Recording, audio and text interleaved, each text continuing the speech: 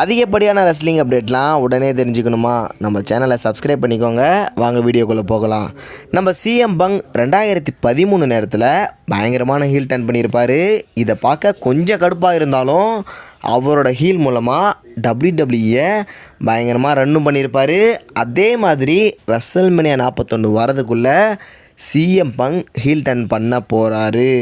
ஒருவேளை இது நடந்தால் ராவோட வியூவர்ஷிப் ஸ்மாக்டவுனோட வியூவர்ஷிப்பை ஈஸியாக பீட் பண்ணிவிடும். இதை பற்றி நீங்கள் என்ன நினைக்கிறீங்க?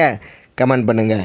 லாஸ்ட் இயர் ரோமன் ரெயின்ஸ் கிட்ட நியூ WWE டைட்டில் போயிருக்கோம். இது நடந்து கொஞ்ச நாளுக்குள்ளேயே கோடி ரோட்ஸ் கிட்ட நியூ WWE டைட்டிலை WWE கொடுக்க போகிறாங்களாம். ஆல்ரெடி இருக்கிறது நல்லா தானே இருக்குன்னு நீங்கள் யோசிக்கலாம். ஆனாலும் WWE ரெனசன்ஸ் எராவை ஆரம்பித்ததில் இருந்தே இதுவரை எந்த ஒரு புது விஷயத்தையும் இன்ட்ரடியூஸ் பண்ணலை.